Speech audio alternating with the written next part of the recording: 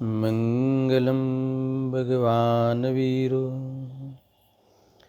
मंगलम गौतमगणी मंगलम कुंद कुंदार्यो जैन धर्मोस्तु मंगलम सर्वमंगल मांगल्यम सर्वकल्याणकारकम प्रधानम सर्वधर्माणां जैनं जयतु शासनं जैनं जयतु शासनं सर्वव्यापैकचिद्रूप स्वरूपाय परात्मने स्वोपलब्धिप्रसिद्धाय ज्ञानानन्दात्मने नमः। आत्मरूपयनुपम यद्भुत याहिलखे भवसिन्धुतरो आत्मरूप। प्रवचन सार यहाँ विराजमान है। अभी अभी हम सब ने दशलक्षणी महापर्व हर्षोल्लास से मनाए हैं। हर व्यक्ति ने अपनी अपनी शक्ति के अनुसार आराधना की ही होगी और इस आराधना का फल तो सुख है। इस महान संयम धर्म, तप धर्म, वितरागी धर्म, मुनि धर्म की मुख्यता से 10 पर्व मनाए जाते हैं, 10 लक्षणी पर्व मनाए जाते हैं और इसमें वितरागता बढ़ाने की मुख्यता होती है। ध्यान रखना, सम्यक दर्शन से उठकर ऊपर की बात है। उस पर्व में वितरागता बढ़ाने की बात है और मुनिराज उस वितरागता को बढ़ाते हुए पूर्णता करने का विशेष पुरुषार्थ करते हैं। वैसे हमेशा करते हैं, पर उसकी मुख्यता से ये पर्व को मनाए जाते हैं और उस वितरागता का जो फल है वह अतीन्द्रिय सुख है, निराकुल सुख है।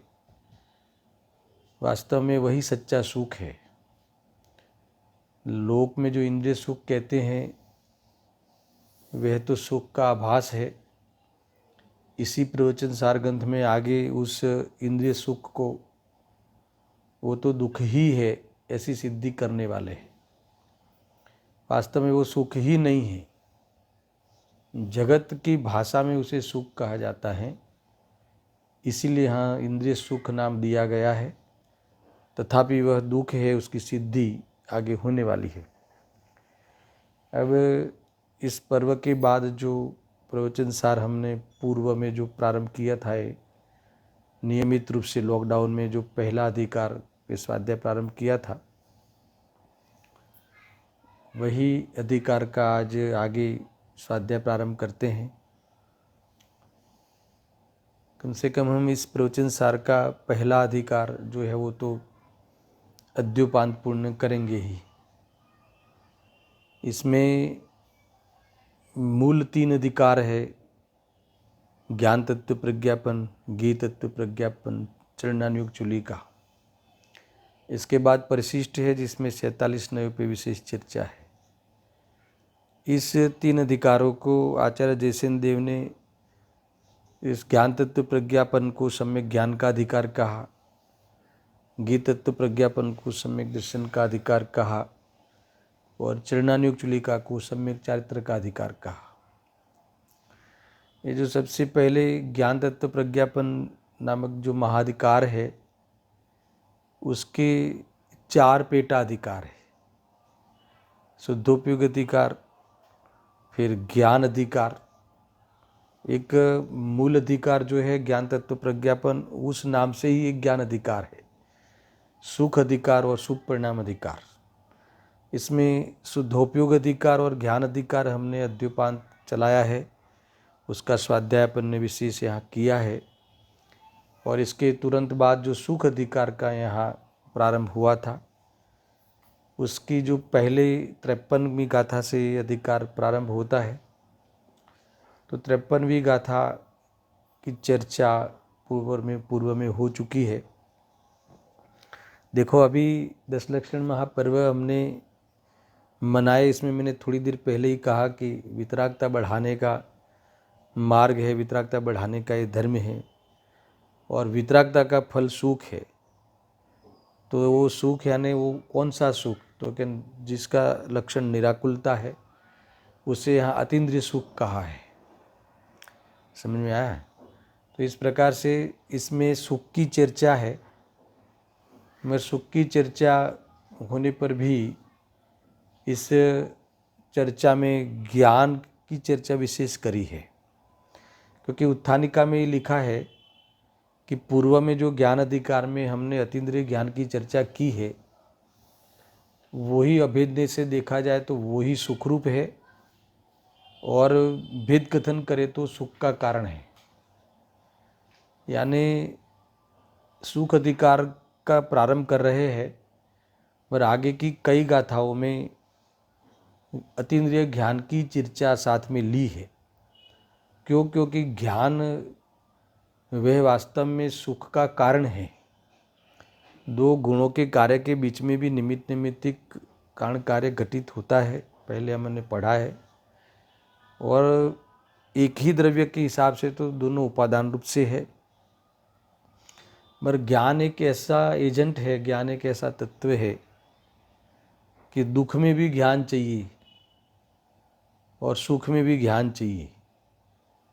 दुख के लिए भी ज्ञान को खोटी जगह पे लगाना है ना, भूलने के लिए ज्ञान चाहिए, ज्ञान स्वभाव को, तो संसार खड़ा होता है। और वही ज्ञान साधन के द्वारा, वही ज्ञान के द्वारा विज्ञान करके हम सुख की प्राप्ति करते हैं। इसीलिए ज्ञान की चर्चा के बिना आनंद की चर्चा नहीं हो सकती, और ज्ञान को खड़े किए बिना दुख की चर्चा भी नहीं हो सकती, है ना। यानी अनादि से हमने वेद ज्ञान के बिना दुख पाया है, और वेद ज्ञान करे ज्ञान में और प्रतीति को सम्यक करते हुए, है ना, उपयोग की स्थिरता करे, स्वरूप में रमणता करे, तो ही ये रत्नत्रय रूपी धर्म प्रकट होता है। खूब चर्चा हुई है पहले, अब मैं प्रवेश करता हूँ पुनः इस सुख अधिकार में। तो इसमें 53वीं गाथा में का विषय याद करते हुए आज 54वीं गाथा का प्रारंभ करेंगे। तो इसमें इतनी बात आई कि सुख अधिकार के प्रारंभ में उत्थानिका मैंने अभी बताई ना कि ये अतीन्द्रिय ज्ञान ही सुखरूप है, उसको ही सुख कह दिया। वेद कथन करे तो सुख का कारण, अतीन्द्रिय सुख का कारण मान लो, ठीक है। तो इसमें गाथा में बात उठाई कि ज्ञान दो प्रकार का है, सुख भी दो प्रकार का है। सुनना, ज्ञान के दो भेद किए हैं, एक इंद्रिय ज्ञान और अतीन्द्रिय ज्ञान, और सुख के भी दो भेद किए हैं, इंद्रिय सुख और अतीन्द्रिय सुख। और इंद्रिय ज्ञान और अतीन्द्रिय ज्ञान के एक और भी नाम दिए हैं, इंद्रिय ज्ञान यानी मूर्त ज्ञान, और अतीन्द्रिय ज्ञान यानी अमूर्त ज्ञान। और ये सारी चर्चा हो चुकी है, मैं तो याद करा के आगे बढ़ता हूँ। सुख में भी इंद्रिय सुख और अतीन्द्रिय सुख के दो नाम और दिए कि इंद्रिय सुख को मूर्त सुख और अतीन्द्रिय सुख को अमूर्त सुख। इसके बाद ज्ञान में जो इंद्रिय सुख है, ज्ञान में जो इंद्रिय ज्ञान है, और सुख में जो इंद्रिय सुख का भेद है, वो दोनों इंद्रिय सुख और इंद्रिय ज्ञान वह दोनों ही है, वास्तव में उसको छोड़ने लायक है, अपनाने लायक नहीं है, उसकी महिमा करने लायक नहीं है, आदरणीय नहीं है। इसकी चर्चा यहाँ करी है। और अतीन्द्रिय सुख और अतीन्द्रिय ज्ञान उपादेय है, प्रकट करने रूप उपादेय है। और जो इंद्रिय सुख और इंद्रिय ज्ञान है क्यों है, इसकी भी यहाँ टीका में आचार्य अमृतचंद्र देव ने उसका हेतु दिया। कुछ 4 हेतु देकर, 4 या 3 देख लेना। हाँ, क्योंकि वह जो इंद्रिय ज्ञान और इंद्रिय सुख कदाचित कहे, क्रमशः है, क्रमशः प्रवृत्त होने वाला है, सप्रतिपक्ष है, हानि वृद्धि रूप है, इसीलिए ये सब चीज़ें इंद्रिय ज्ञान और इंद्रिय सुख कैसा है, ही है। कदाचित में ये अर्थ लिया था, भावासन करके आगे चलते हैं कि इंद्रिय ज्ञान और इंद्रिय सुख दोनों है ना, इंद्रिय के अवलंबन से ज्ञान जो व्यवसाय करता है और राग मिश्रित जो ज्ञान है वो सब खंड खंड ज्ञान इंद्रिय ज्ञान का हो, और वही इंद्रिय के विषय में, इंद्रिय का विषय बनता हुआ जो पुद्गल पदार्थ, उसके स्पर्श गंध वर्ण आदि का लक्ष्य करके रागादि रूप परिणमित होके सुख और दुख, सुख का आभास रूप सुख अर्थात तो आकुलता रूप दुख करना है ना, वो वास्तव में इंद्रिय सुख और इंद्रिय दुख की चर्चा वहाँ आई है। तो मैं बता रहा था कि ये जो इंद्रिय सुख यहाँ मुख्य रूप से लिया है ना, दुख तो कोई प्रकट करना चाहता नहीं, मगर ये जो इंद्रिय ज्ञान का विषय जो पुद्गल पदार्थ है उसमें कोई ना कोई कल्पना करता है और उसमें लक्ष्य करके इच्छाएं व्यक्त करता है, और इस प्रकार से उसकी भोगना यानी वही विकल्प करना, राग आदि करना और उसमें सुख की कल्पना करता है। ये बात आई थी। तो यहाँ कहते हैं कि जो भी है, जो भी वो इंद्रिय सुख मानता है अथवा शास्त्र में जिसको इंद्रिय सुख कहा है ना, व्यवहार से भी, तो ये कैसे है और इंद्रिय ज्ञान कैसे है, तो कदाचित यानी अध्रुव है, कभी होते हैं कभी नहीं होते, है ना। इंद्रिय ज्ञान में भी जैसे कभी बहुत उघाड़ रूप ज्ञान होता है और कभी मंद पड़ता है, वो हानि वृद्धि में भी लिया है, यानी इंद्रिय ज्ञान में भी कोई पदार्थों का ज्ञान कभी होता है कभी नहीं होता। इंद्रिय सुख में भी ऐसा होता है कि कभी वो सुख है, कभी सुख होता है फिर वो नहीं मिलता, है ना। कभी उस संबंधी सहयोग मिलना और उसका लक्ष्य करके वो उस प्रकार से सुख का आभास करना, कभी होता है कभी नहीं होता। फिर और भी कई बातें बताई है कि वो क्रमशः है ना, इंद्रिय ज्ञान भी क्रमशः है, कितनी पराधीनता बताई थी। ये चारों जो हेतु बताए हैं वो इंद्रिय ज्ञान और इंद्रिय सुख को पराधीन बताने के लिए यहाँ हेतु दिए हैं कि कितनी पराधीनता है। हमें सुखी होना हो तो उस पदार्थ का लक्ष्य करे, उसका पहले तो ज्ञान होवे, अपने ज्ञान में वो झलके वो पदार्थ, फिर उसका हम लक्ष्य करें, और लक्ष्य करने के बाद वो कषाय भी तो वहाँ होनी चाहिए, उस प्रकार की है ना, इच्छाएं होनी चाहिए, और इच्छा हो तो विषय होना चाहिए। कितनी बातें, कितनी पराधीनताएं होती है। तो इस प्रकार से वो कदाचित कहे, क्रमशः है। चक्षु इंद्र के विषय को अगर हम भोगते हो, लक्ष्य करते हो, तो कर्ण इंद्रिय संबंधी विषय छूटता है, जानने में भी और लक्ष्य करने भी, भोगने में भी छूटता है। इस प्रकार से वो क्रमशः है। सप्रतिपक्ष है, यानी इंद्रिय ज्ञान औदैहिक अज्ञान के साथ में ही होता है। कोई भी पदार्थ संबंधी उगाड़ हो मगर पूरा नहीं जान पाता, इसलिए औदैहिक अज्ञान के साथ में होता है। वैसे भी जब इंद्रिय सुख तो वो दुख के साथ में ही होता है। कोई भी चीज़ हम सुख भोगते हो भ्रम से, तब भी अनेक प्रकार के दुख वहाँ मौजूद होते हैं। समझ में आया। तो इस प्रकार से अपना जो प्रतिपक्ष यानी विरोध पक्ष के साथ ही ये पाए जाते हैं, इसलिए वास्तव में छोड़ने लायक है।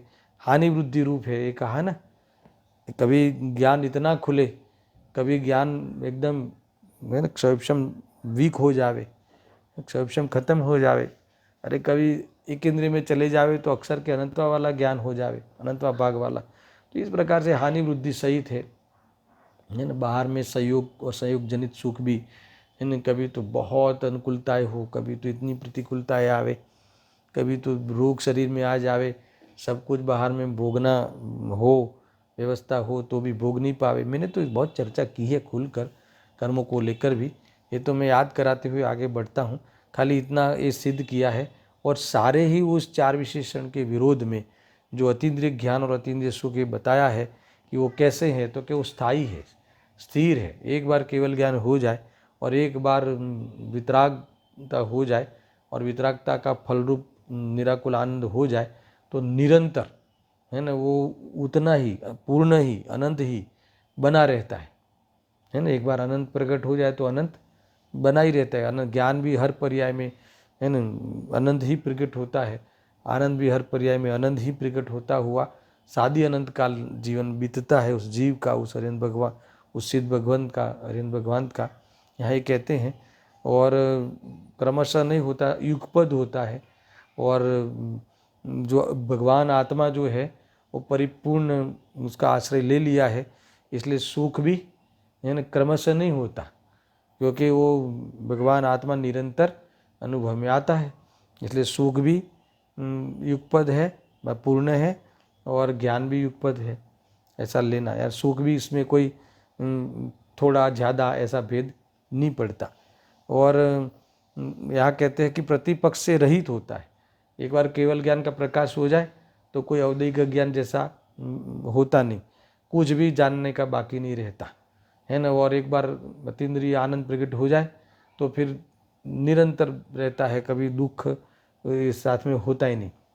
देखो आगे देने वाले 59 या 60 कुछ गाथा है, उसमें लिखा है कि इतना जानते हैं केवली भगवान तो वो खेद का कारण हो सकता है ना। इतना जानने में कष्ट पड़ता होगा, या फिर इतना जाने तो दुख भी होता होगा, ऐसी कई शंकाएं खड़ी की है और समाधान भी किया है। हम उस समय उस विषय को विशेष समझेंगे। फिर यहाँ कहा हानि वृद्धि रहित है। एक बार वृद्धि पूर्ण हो गई तो फिर उसकी हानि हो जाए या फिर कुछ साल के बाद केवल ज्ञान कम हो जाए, ऐसा नहीं होता। तो इस प्रकार से इसीलिए वो ऐसा सुख और ऐसा ज्ञान जो हमारा स्वभाव है, हमारा अधिकार है, वो प्रकट करने योग्य है, ऐसा कहकर 53वीं गाथा में ये बात बता दी है कि 2 प्रकार के ज्ञान, 2 प्रकार के सुख, जो दुनिया में किसी इंद्रिय सुख कहते हैं, और इंद्रिय ज्ञान जो है वो दोनों हेय है, और अतीन्द्रिय ज्ञान और अतीन्द्रिय सुख उपादेय है, ऐसा कहकर इतनी बात कह दी। अब 54 नंबर की गाथा देखना, इसमें क्या आगे की सारी गाथाएं एक समग्र रूप से अगर चलाएंगे तो भी तकलीफ नहीं, समझ में आवे ऐसी है। खाली मुझे इतना बताना है कि 54वीं गाथा में जो अतीन्द्रिय सुख जो कहा है, अतीन्द्रिय ज्ञान यहाँ लिखा है कि अतीन्द्रिय सुख का साधनभूत कारणभूत अतीन्द्रिय ज्ञान उपादेय है, उस अतीन्द्रिय ज्ञान की प्रशंसा करते हैं, क्योंकि अतीन्द्रिय ज्ञान अतीन्द्रिय सुख का कारण है ना। हम सुख हमारा प्रयोजन है ना, सच्चा सुख प्राप्त करना हमारा प्रयोजन है, और उसका कारण अतीन्द्रिय ज्ञान है। समझ में आया? ये वितराग वेद ज्ञान, परिणमन रूप जो वेद ज्ञान है वही वास्तव में अतीन्द्रिय ज्ञान है, वही वितराग विज्ञान है। समझ में आया कि नहीं? यहाँ कह रहे हैं तो वो उसकी प्रशंसा करते हैं। अब प्रशंसा करते हैं यानी उसका स्वरूप बताते हैं, उसकी महिमा करते हैं यानी उसका स्वरूप बताते हैं, अर्थात प्रकट करने की प्रेरणा देते हैं। ये समझना, ये ख्याल में है। और तुरंत बाद जो 55, 56, 57 गाथा में इंद्रिय ज्ञान है, जो इंद्रिय सुख का, इंद्रिय सुख रूपी दुख का कारण है, समझ में आया? तो इसकी निंदा करते हैं। निंदा करते हैं यानी उसकी कमियां बताते हैं, उसमें दोष बताते हैं, उससे हमें आकुलता ही मिलती है वो बताते हैं। आकुलता का ही कारण बनता है वो हमारा राग मिश्रित ज्ञान, गेय मिश्रित ज्ञान, जो राग की संगति करके प्रवर्तन करने वाला ज्ञान, वो अल्प ज्ञान, वो बताने वाले हैं आगे कैसे है। वो इस प्रकार से वो है, इसकी महिमा करने लायक नहीं है, उसको मिला के अपना अभिमान करने की जरूरत नहीं है। अर्थात उसमें कोई कमी आ गई हो तो उससे अपने को हीन अनुभव करने जैसा नहीं है, क्योंकि वह अपनी चीज़ है ही नहीं, यानी वो स्वभाव रूप नहीं है, विभाव रूप है। उसका अभाव होकर पूर्ण ज्ञान प्रकट होता है, इसलिए वो अपनी चीज़ है नहीं, ऐसा कह के वो बताने वाले हैं। 3 गाथाओं में उसकी निंदा करते हैं, निंदा यानी उसके दोष बताते हैं, उसकी कमियां बताते हैं, नबड़ाई बताते हैं, उसकी वीकनेस बताते हैं, उस ज्ञान की, उस इंद्रिय सुख की जो भी है। तो इस प्रकार से उसको क्यों छोड़ने लायक है वो इतना विस्तार करके बताते हैं, है ना। ये 55, 56, 57 गाथा में। और देखो इसमें आधार मुख्य रूप से प्रशंसा में यहाँ आधार लेंगे अतीन्द्रिय ज्ञान की, तो प्रत्यक्षता के ओर से लेंगे। और वहाँ निंदा करेंगे तो परोक्षता के ओर से लेंगे, क्योंकि परोक्षता में पराधीनता है और प्रत्यक्षता में स्वाधीनता है, और स्वाधीनता में निराकुलता है और पराधीनता में आकुलता है। कोई भी चीज़ के लिए तुम्हें किस पर का आधार लेना पड़े, पर का अवलंबन लेना पड़े, तो वहाँ पराधीनता हो गई। मान लो कि वहाँ एक तो क्लेश चालू हो जाएगा, क्योंकि पर की अधीनता यानी राग द्वेष चालू हो जाएंगे, है ना। जब पर का लक्ष्य करोगे तो राग द्वेष वो बाहर में उदयों में फंसोगे, और पराधीनता इतनी रहेगी, और उस पराधीनता में भी जीव सुख की कल्पना करता है अज्ञान में। क्या करे, कभी भी सुख पराधीन नहीं होता, पराधीन होए वो कभी सुख नहीं होता। सुख सहज होता है, स्वाधीन होता है, स्वाभाविक होता है, स्वाश्रित होता है, वितराग रूप होता है, समझ में आ रहा है, राग से रहित प्रकट होना होता है वह। तो इस प्रकार से सुख की भी चर्चा आई है। और देखो फिर तुरंत बाद 58वीं 54 55 56 57 फिर 58वीं गाथा में परोक्ष और प्रत्यक्ष के लक्षण बताते हैं, और पुनः 59 गाथा में वो बताते हैं अतीन्द्रिय ज्ञान की महिमा पुनः करते हैं कि इतना समझाने के बाद उस प्रत्यक्षता वाला जो ज्ञान है, उस ज्ञान को आपको प्रकट करना ही चाहिए, ऐसा आग्रह रखते हैं, प्रेरणा देते हैं, उपदेश देते हैं, संबोधन करते हैं आचार्य देव। समझ में आया कि नहीं। फिर 60वीं गाथा में एक और शंका उठाई है केवल ज्ञान अतीन्द्रिय ज्ञान के बारे में, फिर वहाँ से फिर गाथा वहाँ जाके पढ़ेंगे। पहले इन गाथाओं का इतना विषय है ना, अगर हमें पढ़ना है तो पढ़ लेते हैं थोड़ा थोड़ा एक एक अंश गाथाओं का, बाकी ये विषय कई बार चर्चाओं में खुलता है, फिर भी पढ़ते हैं। अब जब एक एक गाथा को लेना ही है तो हम उसका विषय थोड़ा पढ़ते जाएंगे, विशेष विस्तार नहीं करेंगे और आगे बढ़ते जाएंगे। देखो 54 नंबर की गाथा की उत्थानिका। अब वो अतीन्द्रिय ज्ञान जो उपाधि कहा है ना, वह अतीन्द्रिय सुख का साधन कहा, इसीलिए वो उपादेय है। और अब हम इसीलिए उस अतीन्द्रिय ज्ञान की प्रशंसा करते हैं। प्रशंसा में स्वरूप बता ही देंगे, और प्रशंसा करने का अर्थ यही है कि इसीलिए आपको ये प्राप्त करना चाहिए।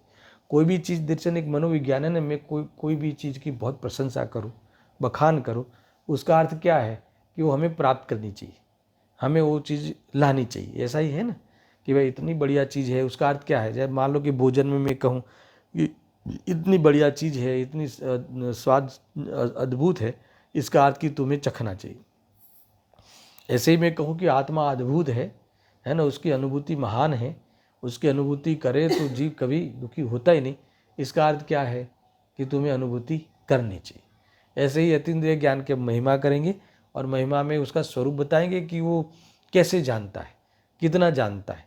और अतीन्द्रिय ज्ञान जो जानने की उसकी जो प्रत्यक्ष पद्धति इतनी स्वाधीन पद्धति है, इसलिए सुख का कारण है, ये बात बताने वाले हैं, है ना। कि इंद्रियों के अवलंबन के बिना आत्मा को जानते हुए सबको जानते हैं, इसीलिए वो उसमें अभी आत्मा को जानना कभी नहीं छूटता, क्योंकि वो स्वयं अपने अधीन, स्वयं अपने स्वभाव से, स्वयं अपने आत्म प्रदेशों से, स्वयं अपने ज्ञान से ही ज्ञान को अनुभव किया है ना। स्वयं ज्ञान ने ही ज्ञान को अनुभव किया है। समझ में आया कि नहीं। कोई ज्ञान ने कोई आधार लिया हो, किसी की मदद ली हो और फिर आत्मा को जाने, तो वो तो भूल जाए, वो साधन हट जावे, तो वो साधन का लक्ष्य छूट जावे, अवलंबन छूट जावे, तो वो जानकारी भी चली जावे। ऐसा होता है ना भाई, ऐसा समझना। देखो देखे अमूर्तिक मूर्त माय, अतीन्द्रि ने प्रचन्नने, ते सर्वने पर के स्वकीयने, ज्ञान ते प्रत्यक्ष छे। मिला? कौन सी गाथा देख रहे? हाँ 54।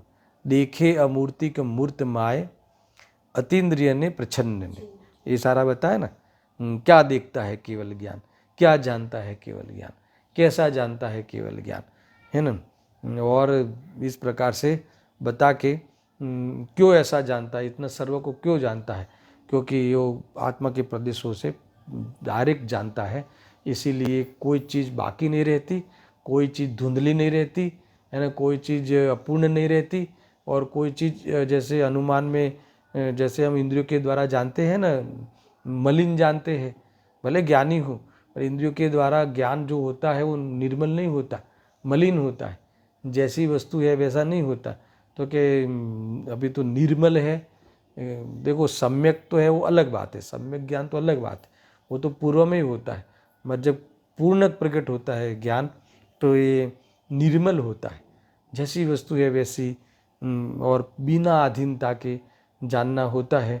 तो वो जो अधीनता नहीं रही, इसीलिए वहाँ आकुलता भी नहीं रही, इसलिए अतीन्द्रिय ज्ञान को अतीन्द्रिय सुख का कारण बता देते हैं। ये भी समझना। और भी थोड़ा बताते हैं, आगे इसकी चर्चा विशेष लेते हैं। देखो डायरेक्ट टीका पढ़ता हूँ मैं और समझ में आवे ऐसा ये विषय है। देखो हाँ, क्या कहते हैं, देखो जो अमूर्त है, जो मूर्त पदार्थों में भी अतीन्द्रिय है, सुनना केवल ज्ञान की महिमा, अतीन्द्रिय ज्ञान की महिमा। और महिमा तो उसके विकास के ओर से ही की जाएगी ना। कोई भी व्यक्ति की महिमा करनी हो तो कैसे करोगे, उसका डेवलपमेंट, उसके विकास की ओर से ही करोगे, है ना। और महिमा करके फिर हम प्रेरित होंगे कि हमें भी इतना विकास करना चाहिए। तो अब केवल ज्ञान की महिमा कैसे करते, सुनना। जो अमूर्त है, अमूर्त यानी अरूपी है। कौन है अमूर्त, दर्शन ख्याल है कौन है अरूपी? एक पुद्गल पदार्थ को छोड़ के, पुद्गल द्रव्य को छोड़ के बाकी के पांचों द्रव्य अरूपी है, अमूर्त है। धर्मास्तिक काय, अधर्मास्तिक काय, काल द्रव्य, आकाश द्रव्य और अपना आत्मा, सब आत्मा है। कैसे अमूर्त है, अरूपी है। और जो मूर्त पदार्थ कौन है, पुद्गल, उसमें भी जो अतीन्द्रिय है। क्या इसका अर्थ? अमूर्त पदार्थ को तो अतीन्द्रिय ज्ञान ही जानता है, इंद्रिय ज्ञान के द्वारा जाना ही नहीं जाता। मगर मूर्त पदार्थ की जो इंद्रिय ज्ञान का विषय है, इसमें भी जो अतीन्द्रिय है, कौन, परमाणु है ना। परमाणु जो है वह मतिशुद्ध ज्ञान का विषय नहीं बनता, ठीक है। भले है पुद्गल, इंद्रिय ज्ञान का विषय पुद्गल है, मगर ये पुद्गल में भी कोई ऐसा पुद्गल है कि जो अतीन्द्रिय ज्ञान का विषय है। समझ में आया ना। ऐसा अवधि ज्ञान हुआ तो भी अतीन्द्रिय हुआ, है ना। मन पर्याय हुआ तो भी अतीन्द्रिय हुआ। और केवल ज्ञान तो पूर्ण रूप से अतीन्द्रिय है ही। और अवधि और मन पर्याय एक देश अतीन्द्रिय है। समझ में आया ना, वो इंद्रिय ज्ञान नहीं है, एक देश प्रत्यक्ष है वो। समझ में आया, आत्मा के प्रदेशों से जानते हैं अवधि ज्ञान में मुनिराज या जिनको भी हो। और जो मतिशुद्ध ज्ञान है वो इंद्रियों के माध्यम से जानते हैं, इसका विषय पुद्गल बनता है। फिर भी परमाणु एक ऐसा, पुद्गल द्रव्य में परमाणु एक ऐसी स्थिति है कि जो इंद्रिय ज्ञान का विषय नहीं बनता। जहाँ कहते हैं कि मूर्त पदार्थों में भी जो अतीन्द्रिय है और जो प्रच्छन्न है, प्रच्छन्न यानी जो गुप्त है। अब कौन प्रच्छन्न है वो आगे कहने वाले हैं, इसलिए यहाँ मैं उसका अर्थ नहीं खोलता हूँ। कौन प्रच्छन्न है, प्रच्छन्न यानी गुप्त कौन है। तो तीनों काल की, भूतकाल की और भविष्यकाल की पर्याय कैसे है, प्रच्छन्न है। यहाँ कौन से द्रव्य प्रच्छन्न है वो बताएंगे। यहाँ कौन सा क्षेत्र प्रच्छन्न है, काल प्रच्छन्न है, भाव प्रच्छन्न है, यानी गुप्त है। ऐसी चीज़ जो इंद्रिय ज्ञान का विषय नहीं बनता। समझ में आया ना। तो वो वास्तव में ऐसे पदार्थों को भी कौन जान लेता है, कौन देख लेता है, तो क्या अतीन्द्रिय ज्ञान, केवल ज्ञान है ना, वो जान लेता है। और बिना किसी के आश्रय से, बिना किसी की मदद लिए बिना, है ना, बिना सहाय के वो जानता है। इतना स्वाधीन कार्य करते हैं, इसलिए वहाँ आकुलता कोई बात की नहीं रही। एक तो सबको जानते हैं और जानने में कोई आधीनता नहीं रही, और तीसरा अगर लेवे तो मोह राग द्वेष नहीं रहा। इसलिए वहाँ उस अतीन्द्रिय ज्ञान के साथ अतीन्द्रिय सुख है। समझ में आया ना। और कुछ खास बात होगी तो मैं आगे इसका खुलासा और करूँगा। सुनना, इतना ख्याल में आया।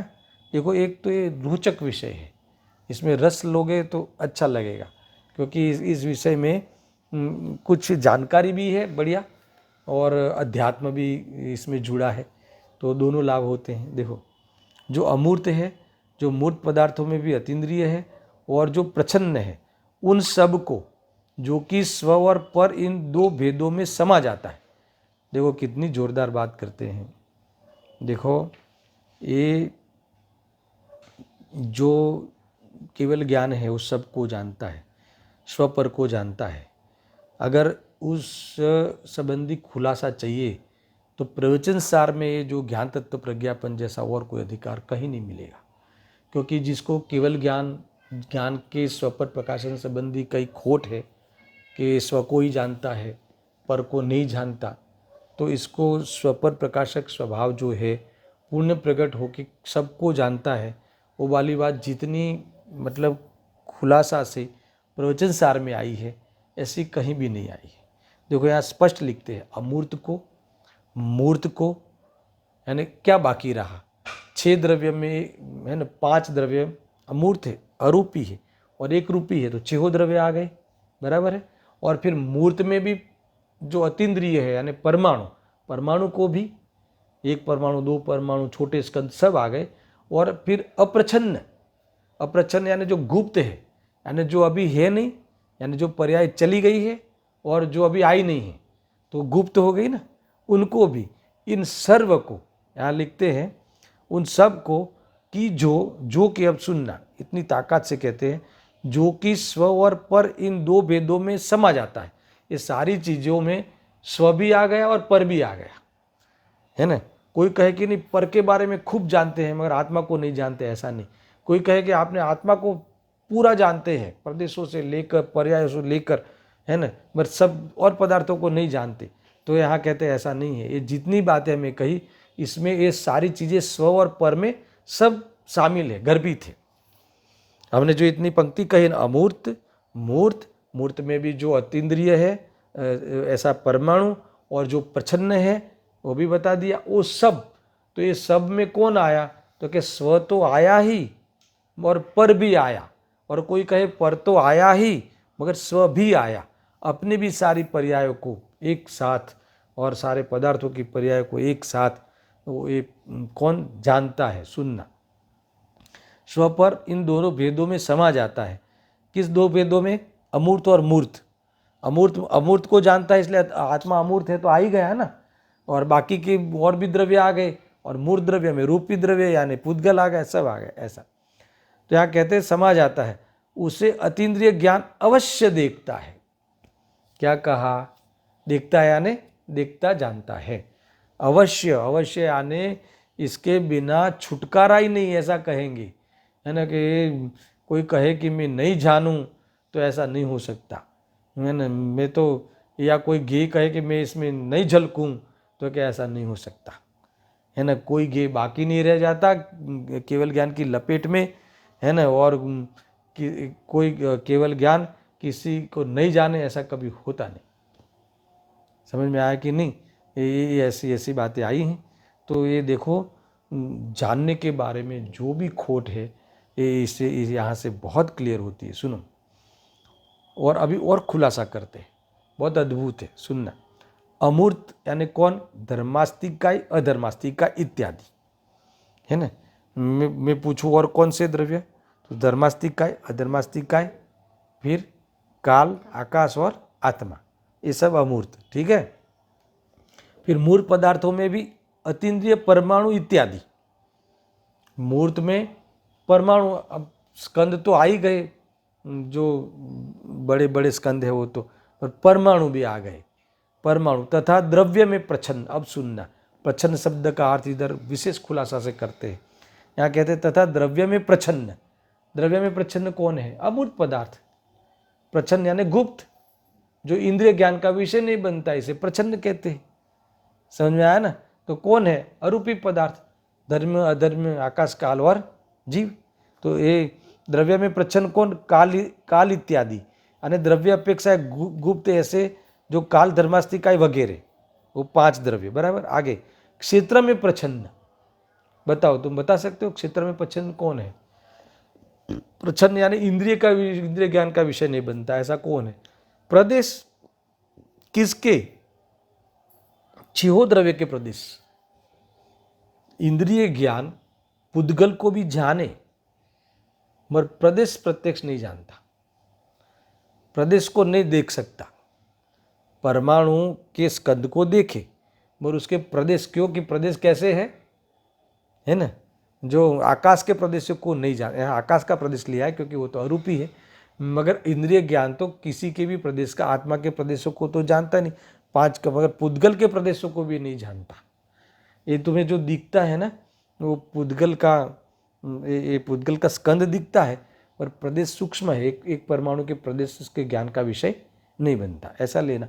हो सकता है कि चलो स्कंद को तो हमने देखा ना, इतना प्रदेश है ना, इतना फूट है, वो हमने मान लिया, पर परमाणु के प्रदेश का ज्ञान इंद्रिय ज्ञान में नहीं होता। इसीलिए आकाश के प्रदेश, काल के प्रदेश, काल द्रव्य के, धर्म द्रव्य के, अधर्म द्रव्य के, जीव द्रव्य के और परमाणु द्रव्य के, इनके जो प्रदेश का ज्ञान गुप्त है, ये हो गया प्रच्छन्न। मरे प्रदेश जान लेता है, केवल ज्ञान में तो जानने में आता है, ख्याल में है। देखो इसके प्रदेश को हमारे ध्यान में आ रहे हैं, ये अपने भी इतना स्क्वायर फीट इसका प्रदेश है, समझ में आया ना। तो भी असंख्यात प्रदेश का बोध तो कहाँ होता है। फिर भी मान लो मोटे मोटे परमाणु का प्रदेश का ज्ञान नहीं होता, ऐसा देखो लिखा है इसमें। किस में नहीं होता? इंद्रिय ज्ञान में, इसलिए वो प्रच्छन्न। पर ये सब कौन जानता है? केवल ज्ञान। आगे लेने वाले सुनना दर्शन। क्षेत्र में प्रच्छन्न, आलोक आकाश के प्रदेश इत्यादि है ना। काल में प्रच्छन्न, अब काल में प्रच्छन्न कौन? जो द्रव्य में प्रच्छन्न, क्षेत्र में प्रच्छन्न, प्रदेश ले लिए आकाश आदि के। फिर काल में प्रच्छन्न, द्रव्य क्षेत्र काल में प्रच्छन्न कौन? भूतकाल और भविष्य काल की पर्याय है ना, वो प्रच्छन्न यानी गुप्त है, बराबर। एक और देखो, अतीत अनागत पर्याय तथा भाव प्रच्छन्न। अब भाव प्रच्छन्न में क्या लेना कि भाव प्रच्छन्न में जो स्थूल पर्याय में अंतर्लीन, जो ये थोड़ा कठिन है, मेरे केवल ज्ञान की अपेक्षा में मान लेना चाहिए कि जो स्थूल पर्याय है ना, जैसे हमें इस पर्याय समझ में आती है, जैसे हमें राग आया तो पर्याय समझ में आती है, ये बुक की पर्याय हमें समझ में आती है, परिवर्तन हमारे समझ में आता है। मगर उसमें जो अगुरु लघु गुण के द्वारा षड्गुणानी हानि वृद्धि होती है, वो हमारे ज्ञान का विषय नहीं बनता, वो इंद्रिय ज्ञान का विषय नहीं बनता।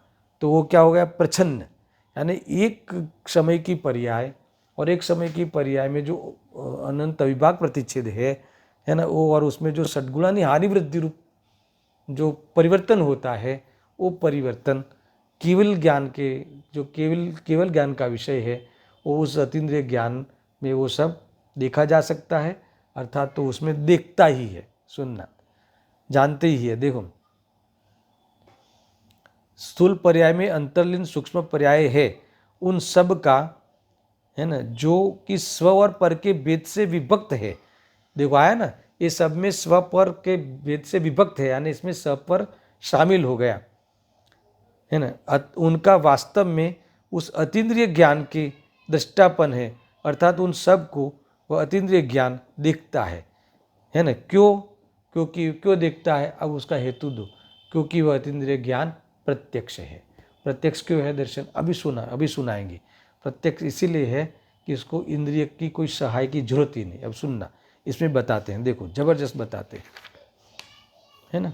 देखो ऐसा है, प्रत्यक्ष जिसे अनंत शुद्धि का सद्भाव प्रकट हुआ है। सुनना, अनंत शुद्धि का है ना, पूरी आवरण नहीं रहा और आधीनता नहीं रही, यही ज्ञान की शुद्धि है। सम्यकपना तो चतुर्थ गुण स्थान से था, है ना, वो तो श्रद्धा के लेवल पे ज्ञान सम्यक तो था, मगर शुद्ध ज्ञान यानी केवल ज्ञान, शुद्ध ज्ञान यानी जिस ज्ञान, निर्मल ज्ञान, सब पदार्थों का जो का त्यो जानना होवे और सबका जानना होवे, वो शुद्ध ज्ञान। समझ में आया ना। बाकी नीचे की अवस्था में 12वें गुणस्थान तक अशुद्ध ज्ञान है ना। चौथे से 12वें तक ज्ञान सम्यक है, मगर है अशुद्ध यानी निर्मल नहीं है, उसमें पदार्थ का ज्ञान स्पष्ट नहीं होता, विशुद्ध नहीं होता। यहाँ सुनना बराबर से, क्या कहते हैं कि फिर से लेते हैं, जिसे अनंत शुद्धि का सद्भाव प्रकट हुआ है, केवल ज्ञान, ऐसे चैतन्य सामान्य के साथ अनादिसित संबंध वाले एक ही अक्ष नामक आत्मा के प्रति जो नियत है, अर्थात जो ज्ञान आत्मा के साथ ही लगा हुआ है, आत्मा के द्वारा सीधा प्रवृत्ति करता है ना। यहाँ तक पहले समझते हैं, सुनना बराबर से। कौन से ज्ञान की बात है? प्रत्यक्ष की परिभाषा की है, सुनो या ध्यान दो। प्रत्यक्ष में 2 शब्द है, कौन सा? प्रति वत्ता अक्ष, ठीक है। अक्ष नाम आत्मा, अक्ष का अर्थ होता है आत्मा। अक्ष का एक अर्थ होता है इंद्रिय भी। अब मेरे यहाँ सुनो, एक यहाँ अर्थ लिए आत्मा, आत्मा और प्रत्यक्ष यानी प्रति, आत्मा के प्रति है ना, आत्मा के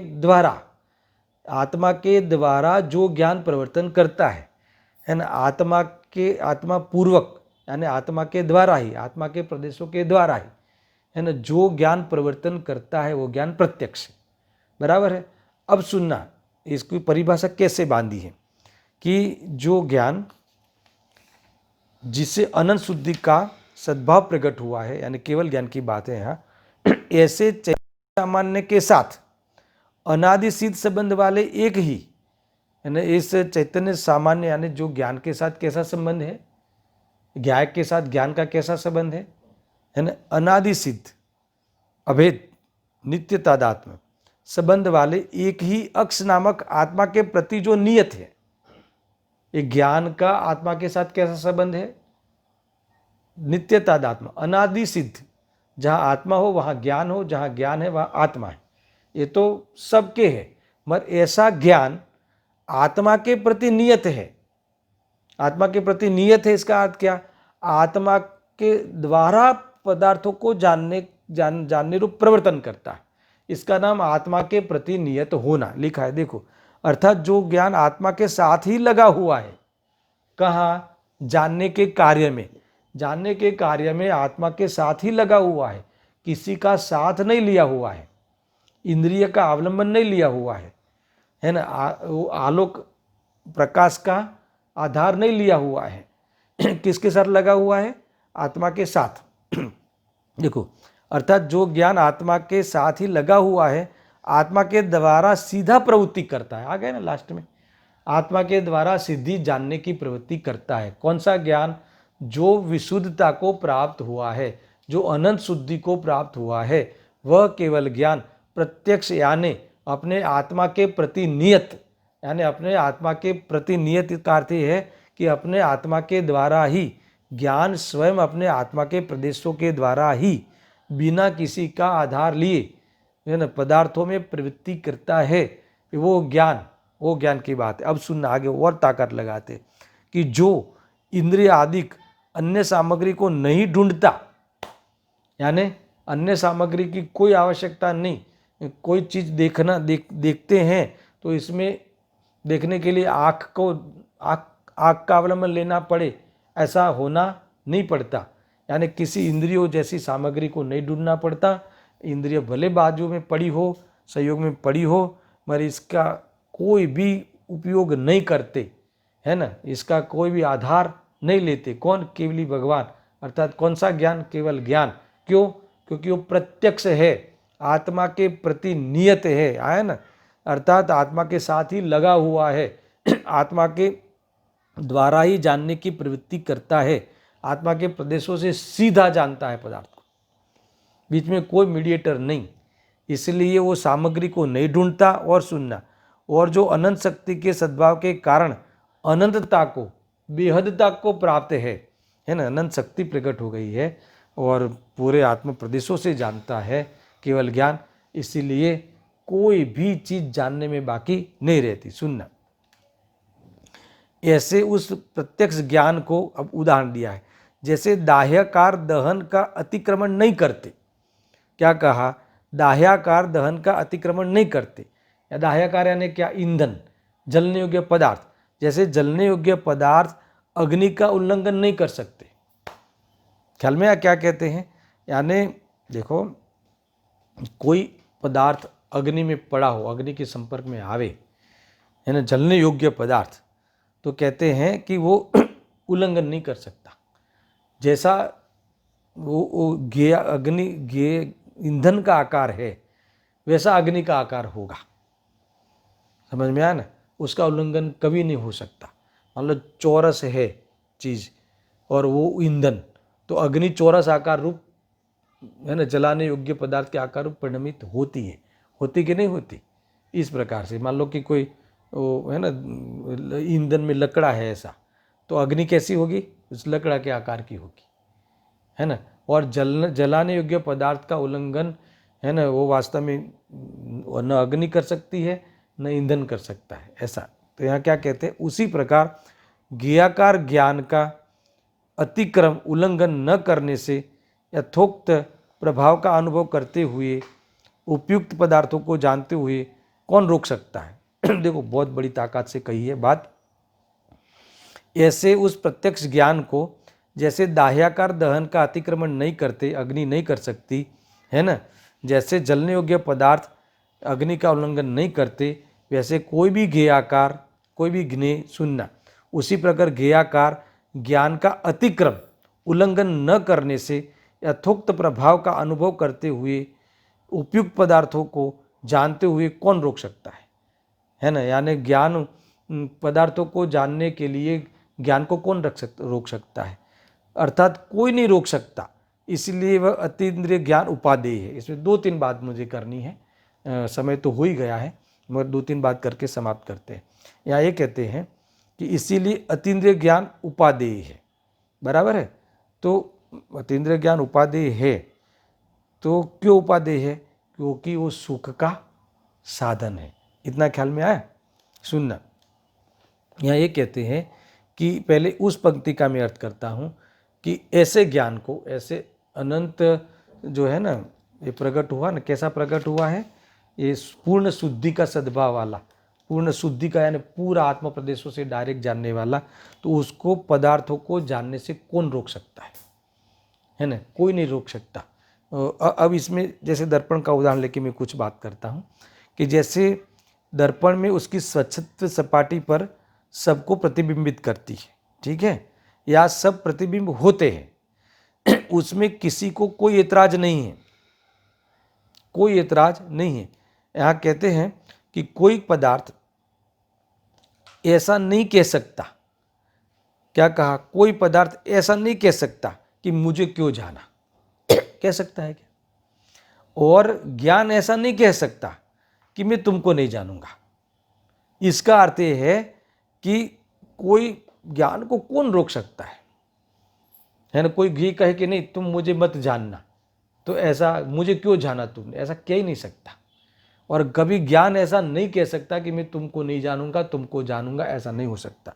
केवल ज्ञान में है ना कोई उल्लंघन, ज्ञेय का, ज्ञेयाकारों का उल्लंघन नहीं होता, और कोई ज्ञेयाकार ज्ञान का उल्लंघन नहीं कर सकता, और कोई ज्ञान, केवल ज्ञान ज्ञेयाकारों का उल्लंघन नहीं कर सकता। कोई बाकी रह गया हो केवल ज्ञान में, है ना, ऐसा नहीं होता। और कोई के कहे कि मैं गुप्त रहूँगा, कोई पर्याय ऐसा कहे कि मैं तो गुप्त रहूँगी, केवल ज्ञान में नहीं झलकूँगी, है ना, भूतकाल की या भविष्यकाल की, तो ऐसा नहीं हो सकता। क्यों नहीं हो सकता? क्योंकि परम विशुद्ध ज्ञान है, ये शुद्धि का सद्भाव हुआ है और प्रत्यक्ष है, आत्मा के प्रदेशों से, है ना, आत्मा के प्रति नियत है ना। वह ज्ञान, केवल ज्ञान आत्मा के प्रति नियत है, आत्मा के प्रदेशों से डायरेक्ट जानता है, इसलिए इसमें ऐसा कुछ नहीं होता कि नहीं जाने। इतनी जोरदार बात यहाँ करी है। दूसरा ये कहते हैं कि इसलिए अतीन्द्रिय ज्ञान उपादेय है। देखो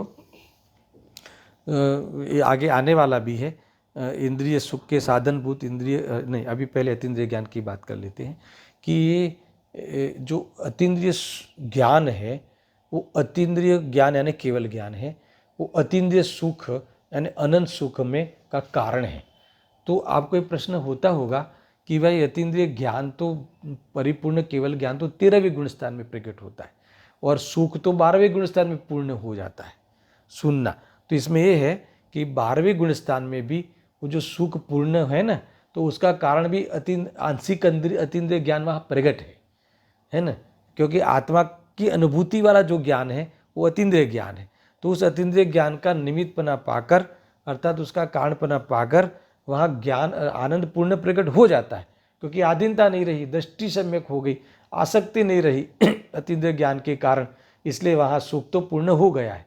मगर 13वें गुणस्थान में जो अनंत सुख की प्राप्ति होती है, वो सुख में अनंतता आती है, उसमें कारण कौन है? अनंत ज्ञान, अर्थात तो केवल ज्ञान। इस प्रकार से वह कारण कार्य का नियम कहा है। तथापि सुख अपने कारण है, ज्ञान अपने कारण है, स्वयं अपने कारण सब प्रकट होता है, मगर ज्ञान के बिना, है ना, अज्ञान नहीं मिटता, और अज्ञान नहीं मिटता तब तक आकुलता नहीं मिटती। इसलिए ज्ञान सर्वोपरि है, इस सब के पीछे ज्ञान का ही हाथ है, ज्ञान का ही सब इसमें मेन रोल है। ज्ञान यानी भेद ज्ञान का, अतीन्द्रिय ज्ञान का, आत्मज्ञान का, आत्मदृष्टिपूर्वक किया हुआ सम्यक ज्ञान का। इस प्रकार से यहाँ अतीन्द्रिय ज्ञान ही उपादेय है, प्रकट करने रूप उपादेय बात हुई है। अब 55 से लेकर 57 3 गाथा में कल मैं वो प्रारंभ करूँगा। खाली पढ़ लेता हूँ उत्थानी का। अब इंद्रिय सुख का साधनभूत निमित्त कारण इंद्रिय ज्ञान है और वो है। समझ में आया ना। अब इस प्रकार से इसकी इंद्रिय ज्ञान की और इंद्रिय सुख की निंदा करते हैं। तो इसमें सारी इसमें जो बीमारी है, जो खामियां है, इसमें खूबी तो है ही नहीं, खूबी तो केवल ज्ञान में। तो खामी बताएंगे, जिस ज्ञान को लेके हम अभिमान करते हैं, हिंदी अनुभव करते हैं, वो करने की जरूरत नहीं है।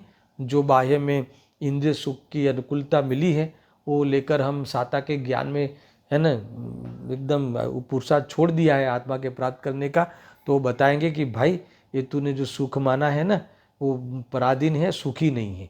ऐसा यहाँ सिद्ध करेंगे। इसलिए ये है तू ऐसा कोई सुख ढूंढ ले कि जो जिसके बाद कभी दुख नहीं हो। देखो जो तुमने इंद्रिय सुख माना है तुम माना है नहीं, उसके बाद जो दुख आता ही आता है ना दर्शन।